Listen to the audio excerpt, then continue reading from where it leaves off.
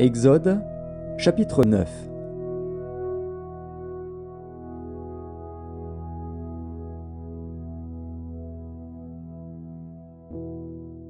L'Éternel dit à Moïse, « Va vers Pharaon, et tu lui diras, « Ainsi parle l'Éternel, le Dieu des Hébreux. Laisse aller mon peuple, afin qu'il me serve.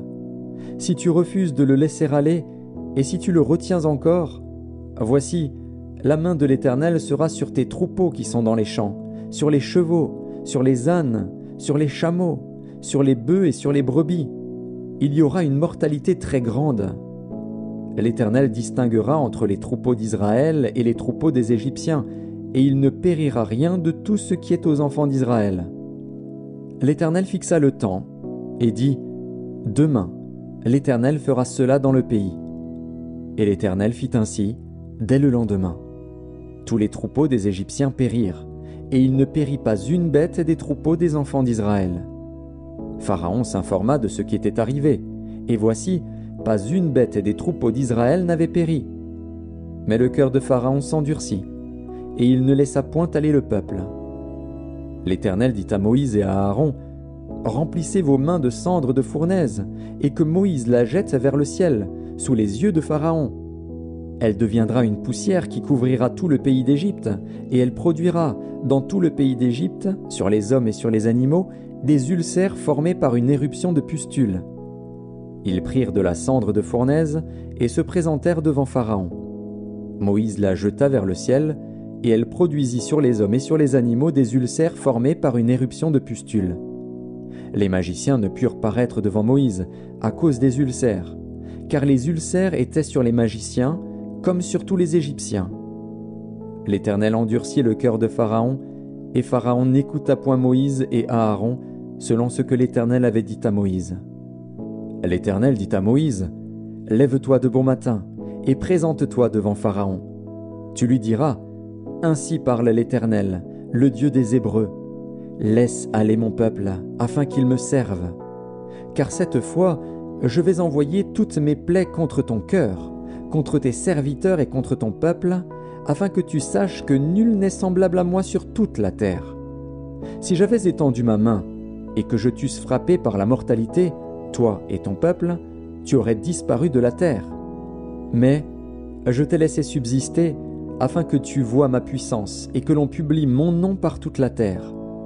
Si tu t'élèves encore contre mon peuple, et si tu ne le laisses point aller, voici, je ferai pleuvoir demain, à cette heure, une grêle tellement forte qu'il n'y en a point eu de semblable en Égypte depuis le jour où elle a été fondée jusqu'à présent.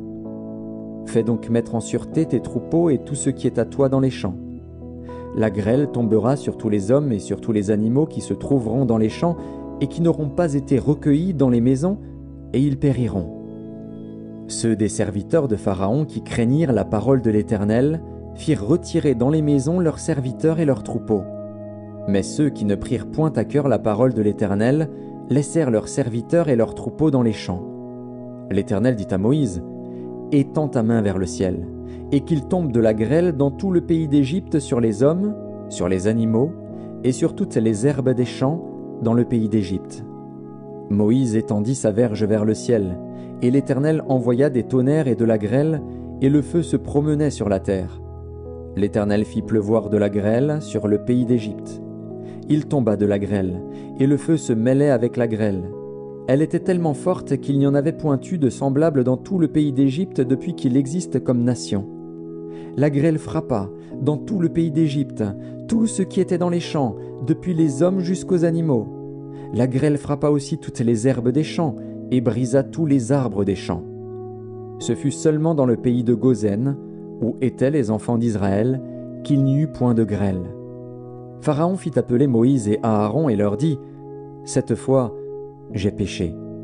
C'est l'Éternel qui est le juste, et moi et mon peuple, nous sommes les coupables. Priez l'Éternel, pour qu'il n'y ait plus de tonnerre ni de grêle, et je vous laisserai aller, et l'on ne vous retiendra plus. » Moïse lui dit, « Quand je sortirai de la ville, je lèverai mes mains vers l'Éternel.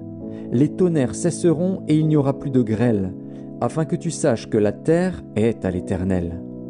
Mais je sais que toi et tes serviteurs, vous ne craindrez pas encore l'Éternel Dieu. Le lin et l'orge avaient été frappés parce que l'orge était en épi et que c'était la floraison du lin. Le froment et l'épeautre n'avaient point été frappés parce qu'ils sont tardifs. Moïse sortit de chez Pharaon pour aller hors de la ville. Il leva ses mains vers l'Éternel, les tonnerres et la grêle cessèrent, et la pluie ne tomba plus sur la terre. Pharaon, voyant que la pluie, la grêle et les tonnerres avaient cessé, continua de pécher, et il endurcit son cœur, lui et ses serviteurs. Le cœur de Pharaon s'endurcit, et il ne laissa point aller les enfants d'Israël, selon ce que l'Éternel avait dit par l'intermédiaire de Moïse.